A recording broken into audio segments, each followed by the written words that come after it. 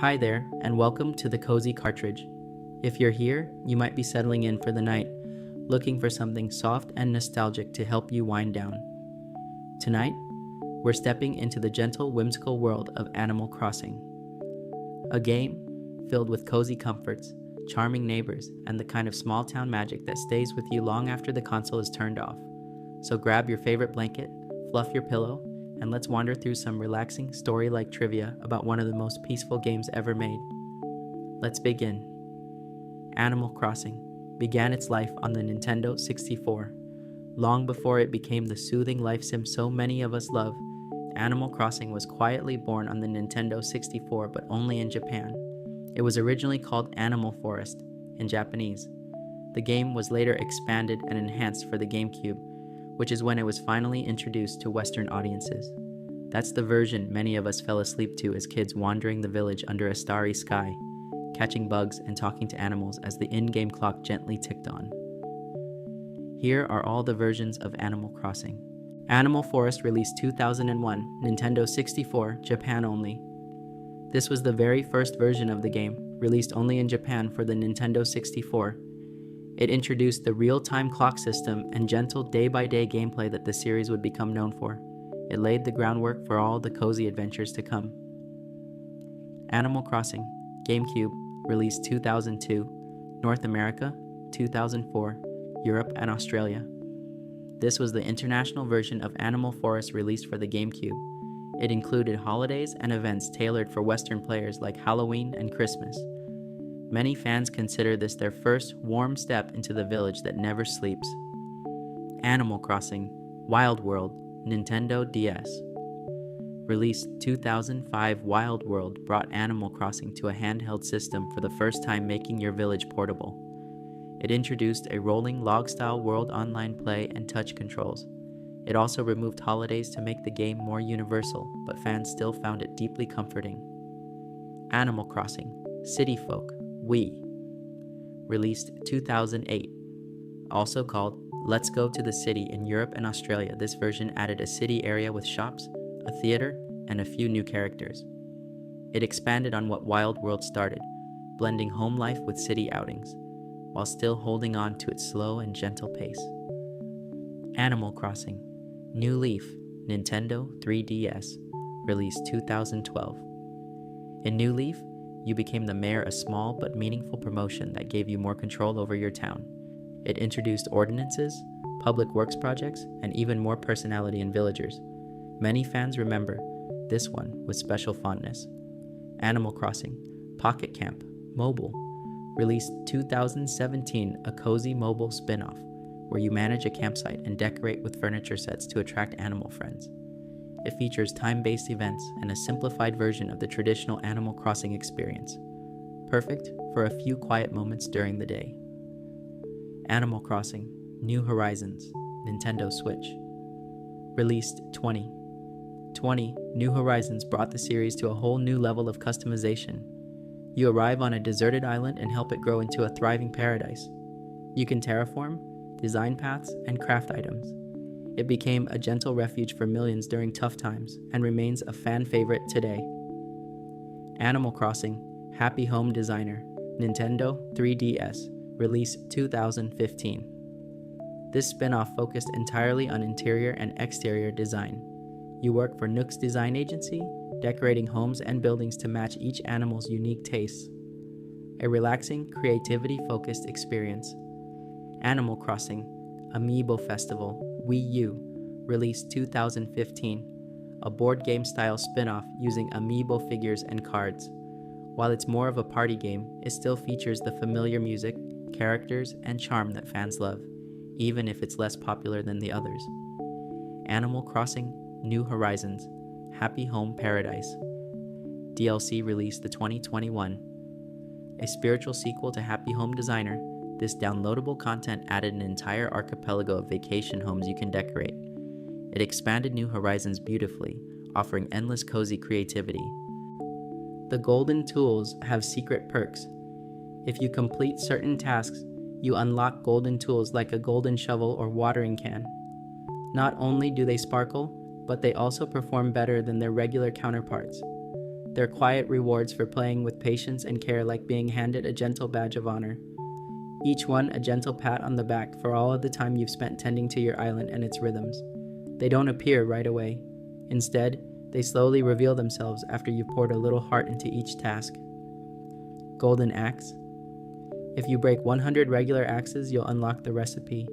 It's a subtle nod to persistence, a quiet reminder that even worn-down tools can lead to something better. Golden Fishing Rod. Catch every single fish in the Critterpedia across all seasons. Once you've seen every shimmering tail and gentle splash, you'll receive a letter with the golden rod recipe. Golden Net. This one asks for a bit of bravery. Catch every bug in the game, from flitting butterflies to sneaky tarantulas. When your Critterpedia is complete, the golden net is yours. Golden Watering Can. This one comes when your island earns a 5-star rating. After you've placed flowers, decorated carefully, and kept your space beautiful, Isabel rewards you with the Golden Watering Can, a token of beauty nurtured with patience. Golden Shovel. To get this, you'll need to help Gulliver, the stranded seagull who washes up on your beach. After rescuing him 30 times, he'll send the recipe in the mail. A golden thank you for being a consistent friend. Golden Slingshot. Keep popping those balloons. After bursting 300, a golden balloon will drift by. Shoot it down, and inside you'll find the recipe, delivered like a quiet gift from the sky. Some villagers have very deep lore. Certain characters, like the snooty cat Anka or the mysterious wolf Lucky, who is wrapped in bandages, have subtle backstories that spark curiosity. Fans often speculate about their lives, adding layers of charm. These little mysteries give the game unexpected depth, like every character is quietly carrying a story they've never quite told you. Bob, the first villager? Bob is rumored to be the first ever designed villager in Animal Crossing. His birthday is January 1st, and his name is a palindrome, and very basic, suggesting that he might have been the dev team's test character. He has a lazy personality, always talking about snacks and naps, but longtime fans see him as an icon. Some players even believe he's self-aware, occasionally making meta comments about the game or how he feels watched. Sable, the quiet sister. Sable doesn't move into your town, but her backstory is incredibly deep and touching. She works behind the sewing machine and is painfully shy at first, barely speaking to you, but if you greet her every day, she slowly opens up, revealing a tragic past. Her parents passed away when she was young, leaving her and her sisters to run the shop alone. She raised Mabel, her younger sister, and feels a huge sense of responsibility. Sable's story is all about resilience, found family, and the quiet comfort of routine, a perfect match for the game's cozy tone. Marshall the Smug. Mystery. Marshall's smug personality is a blend of flirty charm and sophistication, but some of his dialogue hints at a creative soul. He might be a songwriter or poet at heart. Fans love theorizing that he's a celebrity hiding out in your quiet town to escape the spotlight. His tiny stature and cool demeanor make him an unexpected star, and over time he becomes a loyal friend who speaks with surprising emotional depth. Dr. Shrunk, the awkward comedian. Dr. Shrunk is a former stand-up comedian who teaches players how to express emotions. His jokes are famously bad, and many villagers act like his performances are cringeworthy, but there's something sad and sweet about him. He just wants to make people laugh. His perseverance despite his awkwardness makes him a lovable oddball and adds a layer of comedy tragedy to your cozy village life. Fishing and bug catching. Create a gentle rhythm. Catching bugs or fishing isn't about speed. It's about timing, patience, and quiet focus. The soft splash of a fish bite or the flutter of a butterfly is just enough stimulation to feel accomplished, without stress. Many players find it therapeutic, like a meditative in-game hobby. Villagers have attitudes. In the older Animal Crossing games, your neighbors weren't always sweet. Some were cranky, others were snobby, and a few were just plain rude. They'd tease you, challenge you to weird contests, or get annoyed if you talked to them too much. But strangely, it made them feel real. They felt like real people. And over time, even the grumpiest villagers could warm up to you. It felt like you were earning their friendship, not just receiving it. Normal villagers are sweet, friendly, and caring. They often come across as gentle souls who are considerate of others' feelings. They'll give you compliments and often express concern about your well-being, asking if you're feeling okay or if you've been taking care of yourself. These villagers are known for being polite and understanding. They are typically very welcoming to new residents, and when they talk to you, it's like catching up with an old friend. They can also be seen chatting about their feelings and showing empathy toward other villagers, creating a warm and friendly atmosphere in the town. Peppy villagers are upbeat, energetic, and always full of excitement. They love to talk about their interests and have an optimistic outlook on life. These villagers are very chatty, often spilling their thoughts about the latest gossip or new hobbies they've discovered. They're quick to compliment you and often act as though every day is an exciting new adventure. While their enthusiasm can be infectious, it can also be overwhelming at times. Peppy villagers tend to have an idealistic view of the world and will often remind you of their goals and dreams. They can also get overly dramatic about certain things, making them adorable and entertaining. Snooty villagers tend to be a bit haughty and self-absorbed. They often think of themselves as sophisticated and may have a somewhat dismissive attitude toward others, especially at first. These villagers are the ones who'll give you subtle hints that they're superior or that you need to improve your style, home, or even your overall vibe. However, with time, snooty villagers can warm up to you and surprisingly show a softer, more caring side. They may occasionally share some deeper thoughts or give thoughtful gifts to show their affection once they trust you. Their personalities can be a bit sharp at first, but as you get to know them better, you'll see the more charming side of them. Jock villagers are the fitness enthusiasts of the Animal Crossing world. They're very focused on physical appearance, exercise, and improving their strength and stamina. These villagers are generally friendly, but can be a bit preoccupied with working out, sports, and training. They might ask you to join in on their routines or talk about their latest achievements in physical activities. Jock villagers also love to compete, and they often enjoy comparing their accomplishments with others. They might push you to get involved in their workout routines or celebrate when they win a competition. While they can be a little one-dimensional at times, their enthusiasm can bring a lot of positive energy to your town. Lazy villagers are laid back, easygoing, and love to relax. They're typically seen lounging around, talking about food, naps, or the next opportunity for a good sleep. Lazy villagers are very carefree and take a more relaxed approach to life. They'll often share their love for eating and napping, which might even inspire you to slow down a bit and take things easy. Despite their laid-back nature, lazy villagers have a deep interest in being kind and friendly to others. They can be surprisingly considerate and often show a gentle, sweet side. They tend to avoid drama and conflict, preferring to keep things peaceful. Cranky villagers are a little more gruff and tend to be more sarcastic or aloof.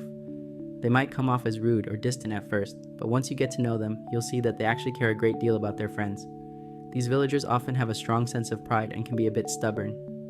Cranky villagers are not as quick to form friendships as others, but once they trust you, they'll open up more and share their softer, more caring side. They may criticize you or other villagers, but it's usually because they care in their own way. Over time, they can become some of your most loyal neighbors. Sisterly villagers are strong, independent, and protective. They may come across as tough or no-nonsense at first, but beneath that exterior, they're caring and nurturing. These villagers are often seen giving advice or offering helpful suggestions to others, especially to those they consider friends. Sisterly villagers tend to look out for their fellow townsfolk, especially the younger or more timid villagers. They often act like older sisters, keeping an eye out for their neighbors and providing comfort when needed. While they can be a bit blunt at times, their loyalty and protectiveness are deeply appreciated. Brotherly villagers are the male counterparts to the sisterly villagers. They're kind, strong, and generally very supportive. These villagers act as guardians or older siblings to others in the town, always ready to offer a helping hand or advice. Brotherly villagers can also be a little goofy at times, making them endearing and easy to talk to. Their deep sense of loyalty and their tendency to encourage others makes them great friends to have in your town. They'll often offer comforting words of encouragement or give you heartfelt advice when you need it most. Smug villagers are polite, charming, and a bit dandy. They often think of themselves as well-dressed, sophisticated, and cultured. They tend to have a polite demeanor and will often speak in a refined, gentle way, as though they are always keeping up appearances. Smug villagers can sometimes be a bit self-centered, but they also show a soft side as they grow closer to you. They tend to have good manners and are often seen complimenting others or offering helpful suggestions. These villagers can be a bit of a charmer in your town, offering grace and elegance to the atmosphere. In Animal Crossing, certain personality types overlap with others, and villagers often have traits from multiple categories. For example, a villager might act shy but still have a bold, peppy personality on occasion. These nuances make the interactions feel natural and realistic. Over time, you'll begin to notice how villagers' personalities evolve as they build friendships with one another, making your town feel dynamic and full of surprises. Mr. Rossetti was there to teach you a lesson. Ah, Mr. Rossetti. For players who powered off their game without saving, this little mole would burst from the ground the next time they played, eyes bulging, voice gruff, ready to lecture you about responsibility. While he could be a little intense, especially for kids, he also became strangely beloved. He wasn't just scolding you, he was reminding you that actions have consequences. And somehow, that made the game feel even more alive. Mr. Rossetti first appeared in the original Animal Crossing game for the GameCube. His role was to help maintain the game's integrity by preventing players from resetting the game without saving, which would disrupt the in-game time and calendar system. In Animal Crossing, time moves in real time, meaning if you mess with the clock or reset the game to avoid certain events, like when a villager moves out or if you lose a bug-catching competition, the game world would be affected. To prevent players from cheating by resetting the game, Mr. Rossetti was introduced as the resetting monitor. He was a grumpy mole who would appear whenever you reset the game without saving. He'd lecture you, in a slightly aggressive but comedic way, about the importance of saving and respecting the game world. He'd often deliver long, humorous rants about how much work he had to do to keep the game running smoothly. His speech could last anywhere from a minute to several minutes, depending on how often you reset. Mr. Rossetti has a very memorable design. He's a short, stocky mole with a bright yellow hard hat and a large, bushy mustache. His outfit, which includes a vest with a logo that resembles a construction worker's attire, matches his role as a worker who seems dedicated to his job, but a little too serious about it. He's often seen digging or muttering to himself about resets when you encounter him. In the earlier Animal Crossing games, the more times you reset the game without saving, the longer and more intense Mr. Rossetti's rants became. He'd even scold you with specific details based on how often you'd reset the game, like calling you out for being irresponsible or lazy. If you reset your game too many times, he could become outrageously angry, with his rants becoming so long that it almost felt like a punishment. His repetitive dialogues and intense nature made him a source of both frustration and amusement, as his lectures could feel like a quirky form of punishment. Players knew that if they didn't save the game properly, they would have to face the wrath of Mr. Rossetti. Despite his rough exterior and long-winded rants, Mr. Rossetti is fondly remembered by many fans of the Animal Crossing series. He represents a part of the game's charm, a quirky, unique character who helped shape the world of Animal Crossing in a very real way. As the series evolved and reset penalties became less severe, fans came to miss his abrasive but lovable personality. Interestingly, Mr. Rossetti's character has become a symbol of Animal Crossing's nostalgia for many players, representing a time when the game was more punitive but still deeply charming.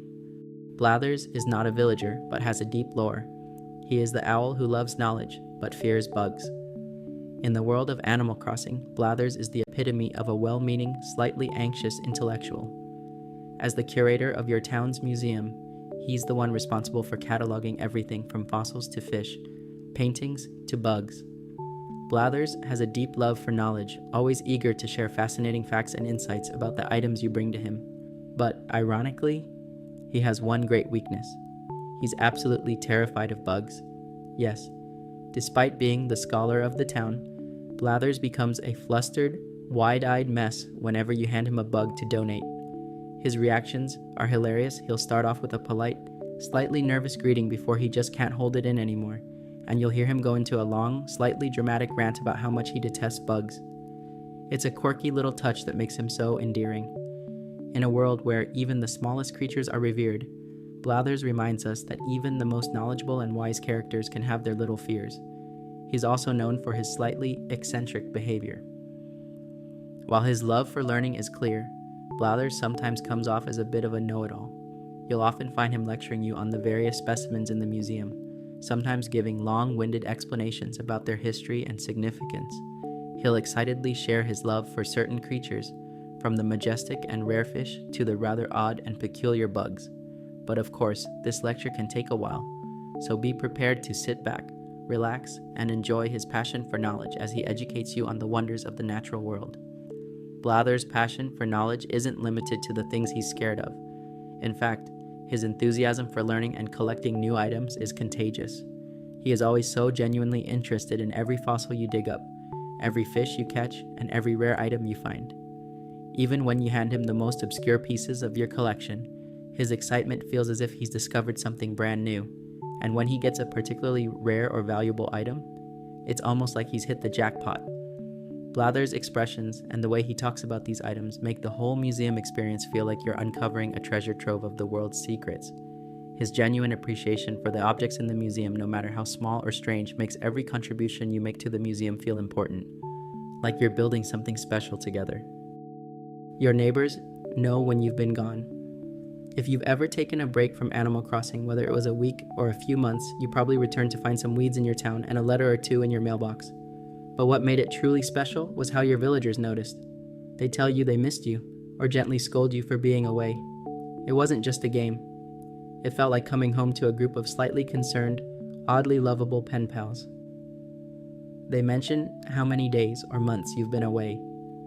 Villagers in New Horizons and older games will sometimes greet you with, "Whoa, I haven't seen you in X days," or "I was starting to think you moved away without saying goodbye." Some even add how lonely the town felt without you. It's sweet. And a little sad. Weeds. Start growing. While not a villager reaction, your town, especially a new leaf, shows signs of your absence through nature. Weeds sprout, flowers wilt, and villagers might even mention how the town got a little messy while you were gone. It's a visual nudge from the game world itself. They ask if you're okay. Some villagers express genuine concern and say things like, "I was getting worried. I thought something might have happened to you." Or, their concern always feels personal, like they truly missed your presence even if it's code in a game. They considered moving away. In older games like Wild World or City Folk, your absence might actually trigger a villager to start packing. If you stay away long enough, they might leave entirely unless you stop them in time. Some will even say, "I was thinking of leaving, but then you came back." Roaches appear in your house. Again, not a direct villager reaction, but in many versions of the game, roaches infest your house if you're gone too long. When you return, villagers might mention the smell or condition of your home. It's a funny, slightly gross way to say, "You've been away for a while, huh?" Isabel comments in her announcements. In New Horizons, Isabel sometimes mentions that a villager thought about leaving while you were away but decided to stay. She'll also say things like, "It's been a while since we saw player name," or her gentle voice and updates always add a cozy welcome back vibe. Villagers forget things about you. If you're gone for a very long time, some villagers act like they barely remember you. They will say things like, "Oh yeah, your name, right?" Or, "It's a little bittersweet," like reconnecting with an old friend after years apart. You might get a letter. In older titles, returning after a long absence might trigger a villager to send you a letter saying they missed you. It's a lovely surprise and feels incredibly personal, like they were thinking of you even while you were away. Your house grew. As you did, you started the game with a tiny home, just a single room and a loan from Tom Nook. But as you paid it off, your house would grow. You'd add rooms, change wallpapers, arrange furniture. You would be creating a space that reflected you. It was a cozy metaphor for progress, slow, steady, and earned. And no matter how big or small it got, it was always home. When you first arrive in your new villager island, you're handed a small, humble home. A single room with bare walls and a handful of basic furniture. You might feel excited about your own little space, but there's also a sense that this is just the beginning of something bigger. You don't have much at first, but the potential for growth is there. You have a loan to pay off to Tom Nook, and though the loan might seem daunting, it's the first step toward turning that modest house into something special. Once you've paid off your first loan, you'll be able to upgrade your house. The upgrades are exciting as they provide more space for you to decorate and personalize. Each new room represents a new chapter in your Animal Crossing adventure. Whether you choose to add a cozy kitchen, a lovely garden room, or a room dedicated to displaying all the furniture you've carefully collected, the new rooms offer endless possibilities for creativity and expression. The process of adding rooms is calm and rewarding. It's not rushed, and you don't need to worry about deadlines or stressful goals. The gradual nature of your house's expansion mirrors the overall rhythm of Animal Crossing: slow, steady, and full of small pleasures. Each new room brings a sense of accomplishment, but also a feeling of endless potential. What will you turn your space into next? By the time you've fully upgraded your house, you'll have a home that truly reflects your personality, your growth, and your Animal Crossing journey. Whether it's the bustling flower garden outside, the cozy reading nook in the corner of the bedroom, or the massive collection of bugs and fish in your basement, your house will be an incredibly personal space, a place that feels uniquely yours. The expansion of your home, just like your progress in the game, is a slow, soothing experience. You're not rushed, and you're never pressured to reach an end. Instead, you're allowed to grow at your own pace. There's something incredibly fulfilling about that. It's a warm, quiet reminder that there's no rush in life. Just like your home in Animal Crossing, your journey is meant to be savored, to be enjoyed step by step. Each upgrade is a reflection of your own pace, your own personal desires, and your own path in this gentle, magical world. Each town was unique just like you. No two Animal Crossing towns were ever exactly the same. From the way the river curved to where the houses were placed, every player got a completely different layout. It meant your village was yours in a way that felt personal. It was like stumbling into a little dream world that no one else had access to, just you, your animals, and a quiet piece of forest you could always return to. In every version of Animal Crossing, the layout of your town, where you place your house, where rivers and cliffs run, and where you set up different public areas, was entirely random. This means that no two players would ever have the exact same town map. The placement of trees, rocks, rivers, and even the town hall is randomized, making each town feel like a small, charmingly imperfect slice of the world that reflects the player's journey. Perhaps one of the most important aspects of what makes each town unique is the villagers.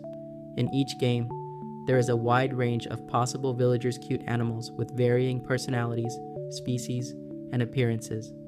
Every player is assigned a random set of villagers when they start their town, and each time they play, their neighbors might change. Some villagers may move in and out over time, and the combination of personalities snooty cats, cheerful dogs, and lazy bears makes every player's town feel like its own community. Moreover, villagers form relationships with each other, leaving behind letters, commenting on each other's behavior, and even sending gifts. The mix of villagers and the interactions they have with one another create a distinct personality for each town, which is an experience that can't be replicated anywhere else. Town themes and customization. Animal Crossing encourages players to express their creativity, and the ability to customize your town is another factor that sets each one apart. Players can place furniture outside, choose where to plant flowers, and even decide where to build bridges and ramps. In some versions, like New Horizons, you can terraform your island, reshaping the landscape completely by adding cliffs, rivers, or even flattening areas to suit your design vision. You can also decorate your town with various public works projects like fountains, benches, and streetlights. Every decision contributes to the vibe of the town. Some players opt for a natural, rustic feel with lots of trees and flowers, while others create a bustling, urban center full of paths and public spaces. Every tiny decision, where to place a tree, which villager should live next to the river, has the power to personalize your town. One of the most remarkable features of Animal Crossing is the way your town evolves over time. As you continue to play and make decisions, your town becomes a reflection of your choices. Whether you're raising a garden, hosting special events, or just talking to villagers every day, your actions help your town flourish. The town adapts to your playstyle, with new villagers moving in, shops upgrading, and public works projects being completed. Moreover, each town has its own history. The longer you play, the more memories you accumulate. Maybe you've planted a tree in honor of a special event, or perhaps a particular villager has been with you for years.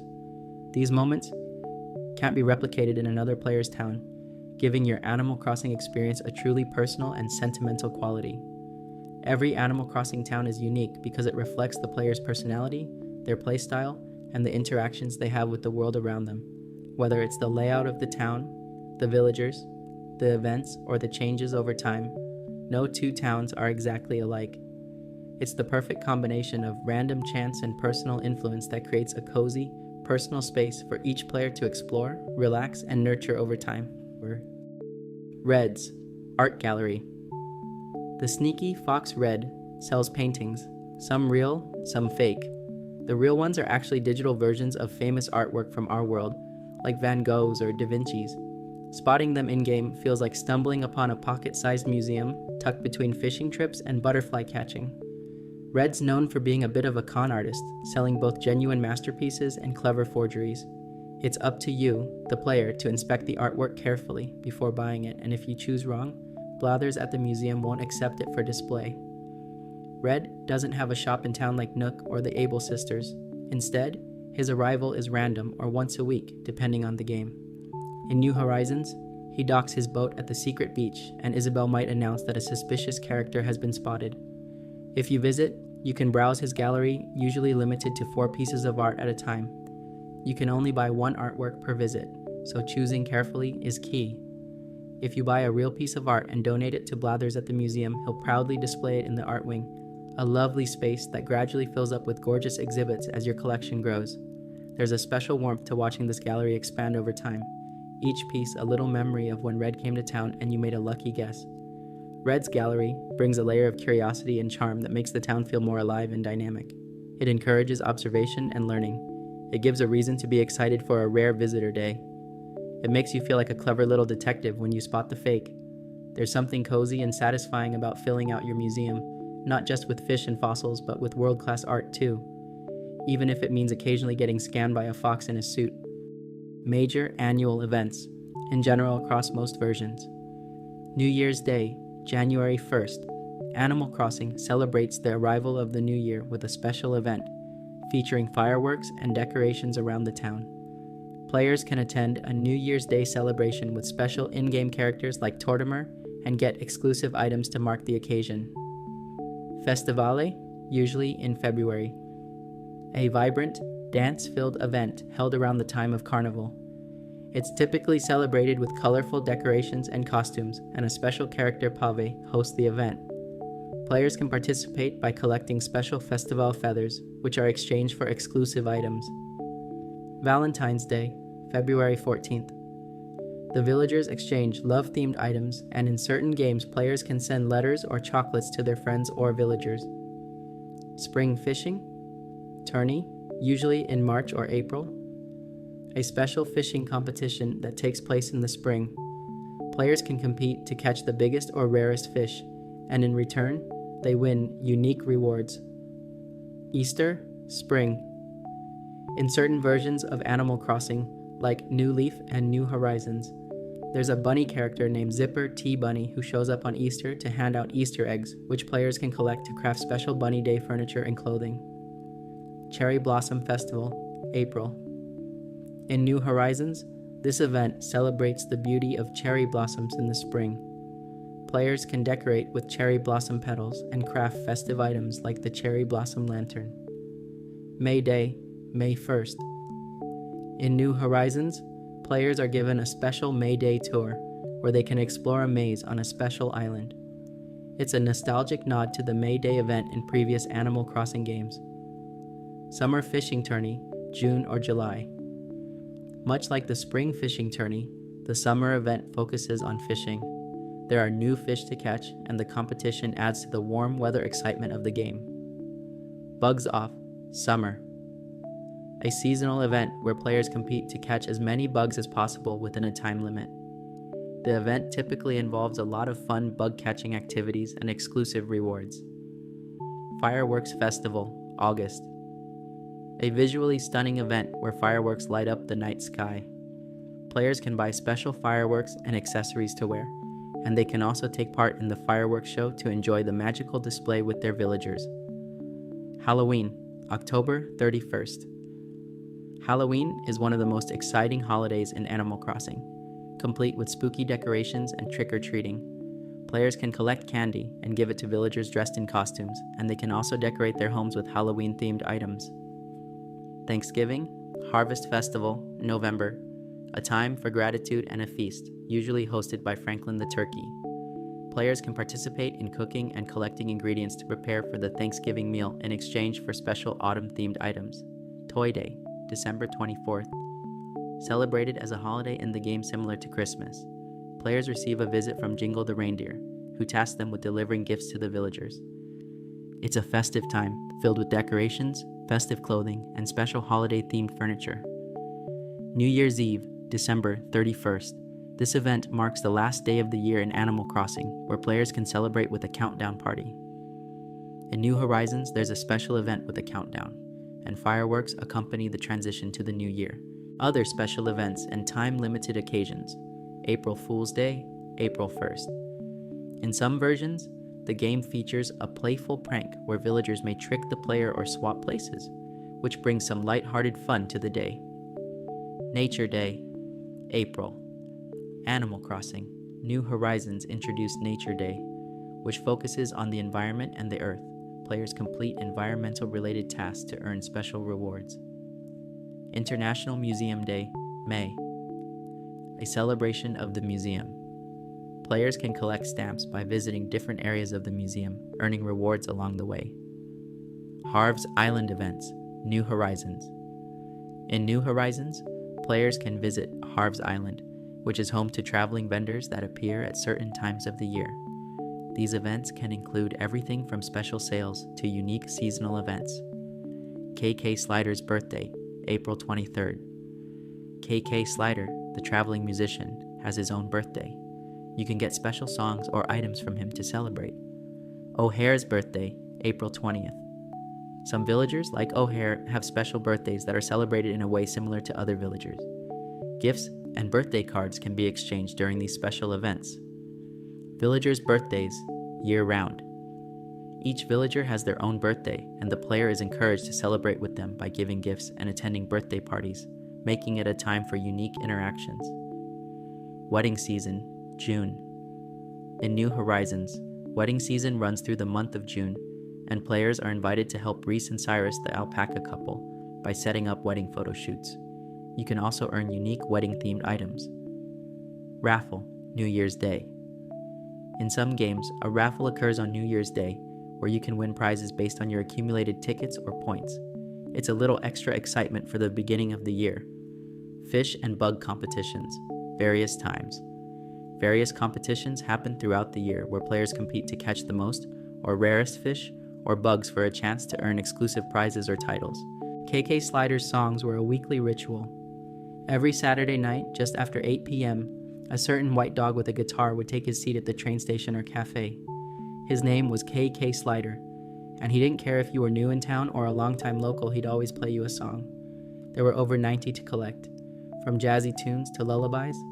His music felt like bedtime stories, wrapped in 8-bit chords, and when he handed you a copy of the track afterward, it was like receiving a mixtape from a friend who understood you. KK Slider's classic songs first appeared in Animal Crossing, GameCube and available in all versions, KK Adventure, KK Aria, KK Ballad, KK Blues, KK Bossa, KK Calypso, KK Choral, KK Country, KK Cruisin', KK D and BKK Dirge, KK Dixieland, KK Etude, KK Flamenco, KK Fungi, KK March, KK Mariachi, KK Parade, KK Ragtime, KK Rock, KK Samba, KK Swing, KK Waltz, KK Western. You could collect real NES games inside the game. In the GameCube version, you could decorate your home with rare items, including actual playable NES games. That's right, you could plop down a little console in your in-game living room, press A, and start playing classics like Donkey Kong, Balloon Fight, or Mario. It was like finding a secret time capsule within an already nostalgic world. Many players would spend hours playing a game inside a game, curled up under the flickering glow of CRT nostalgia. Officially obtainable NES games. These could be found through normal gameplay, giveaways, or events.